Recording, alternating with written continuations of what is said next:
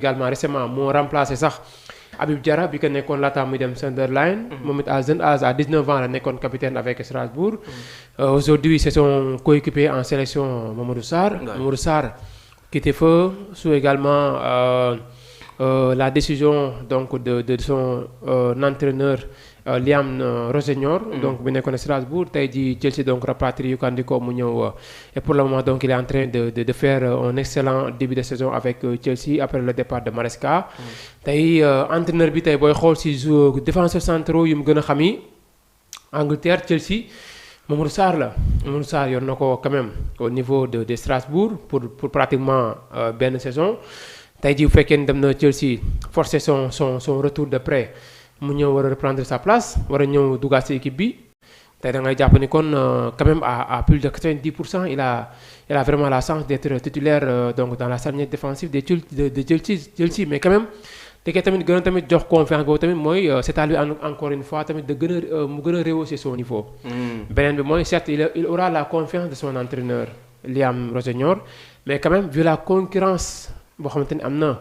Chelsea on a Fofana on a Disasi on a Badiashile on a pratiquement beaucoup de joueurs yoo xamante ni ñu ngi ci au niveau de la charnière centrale Chalobah ay joueurs yoo xamante ni ils ont déjà fait leur preuve même bu fekkee ne ñenn ñi au niveau de Chelsea ils n'ont pas prouvé carrément pourquoi ñu recruter leen mais quand même avec le transfert record de Fofana de Leicester City vers Chelsea mais quand même souvent handicapé par des blessures mais tey un jeune bu mel ni Mamadou Sarr costaud duel remporté souvent dur sur l'homme tey jàpp naa daal vraiment daal parcours bu mu jot a wane nii bu demee gën a serein gën a liggéey tey xam tamit rien n'est encore gagné. waaw c'est à lui de travailler mais quand même il a fait ses preuves ci Strasbourg.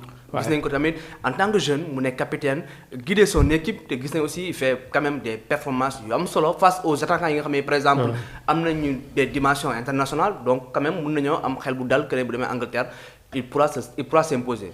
waaw man loolu werante ma ko xam naa ni bu demee Angleterre am na 1000 chance pour nekk titulaire avec Chelsea mais quand même. li koy defloo ak tam lu ko fay yàggloo moom moo koy liggéey aussi parce que Angleterre mbir yi day changer du jour au lendemain. c'est des grands clubs. grands clubs tu es obligé à être performant tous les jours. boo performant 3 matchs 4 matchs 5 matchs le 6e match tu passes à côté. le 7e match tu passes à côté tu seras renvoyé sur le banc. Chelsea noonu la amul temps bu ñu lay accordé amul temps de grâce club yi ma ngi en Angleterre noonu la. C'est à lui en tout cas d'être performant toujours donc garder toujours la confiance de son entraîneur Liam Rossignol loolu comme ça bu ko defee gëm naa ni day nekk titulaire te dootul gaaw a génn ci équipe bi mais quand même pour être titulaire à 100% c'est à lui de le montrer hein, non seulement à son entraîneur mais également aux supporters des Blues de Chelsea. quand même te am nañu yaakaar quand même dina def des performances foofu bu baax a baax te Chelsea et c'est bien quand même au sein de la tanière qu'on voit quand même des jeunes yi nga xam ne day prennent nañu pour assurer la relève parce que tamit on parle toujours de la colonne vertébrale Koulibaly d'abord Edouard Mendy Koulibaly Gana Gueye Sadio Mané mais ñoom. bu leen desee benn kan foofu la yem donc c'est bien aussi d'avoir une génération dorée bi nga xam ne pare nañu tey pour assurer la relève mais surtout aussi ñuy inspirer leadership comme Mamadou Sarr parce que en le voyant di nga xam ne kii il est prêt à devenir un leader. Oui. C'est comme l'exemple de kii rek Moussa Niakhaté ah. oui Moussa Niakhaté aussi léegi c'est un leader non seulement en équipe nationale du Sénégal mais également au niveau de l'Olympique de Lyon. Bien sûr l'Olympique lyonnais léegi il est le vice-capitaine. Souvent à l'absence de Tolisso l'international français c'est Moussa Niakhaté qui prend le brassard gis nañu ko récemment seen dernier match en championnat. En Ligue Europa c'est quand même un leader. C'est comme il nous rappelle également de Abdoulaye Diallo. Edouard Mendy c'est un leader. tey bu demee on pense également que Yehvan Diouf ak Mory Diaw vont continuer cela également et Seny Dieng boo xam te ne déjà mën na ñëwaat au niveau de l'entre-deux tu commences à voir un Pape Gueye bu commence tamit également jël beaucoup d'ailes au niveau de l'entre-deux donc après Gana Gueye mën nañ xaar benn Lamine Camara wala Pape Alassane Gueye doon ay titulaire aussi de même que également Pape Matar Sarr en attaque Nicolas Jackson. Sans oublier Ismaïla Sarr. Ismaïla Sarr aussi. Après le départ de Sadio Mané certainement moo war doon le leader d'attaque. moo ko sa war a doon. tey Sénégal manqué tul des jeunes leaders. ay temps manqué woon nañu ñuy préparer ay relèves. mais léegi Sénégal quand même depuis que Aliou Cissé ñëw ñu ngi gis ni vraiment poste boo gis rek sélectionneurs yi ñu ngi koy travailler bien avant le titulaire indiscutable donc di dem. tey jii vraiment amatuñ benn inquiétude si par rapport ak bu Sadio bàyyee bu Edouard bàyyee wala bu Gana Gueye bàyyee kan moo koy remplacer. Du am problème. Alors je vois la réaction des internautes, je vois Modou Ndiaye nee na salut. Filippo Mané de Dortmund veut jouer pour le Sénégal. Il y a beaucoup de joueurs quand même qui veulent intégrer la tanière.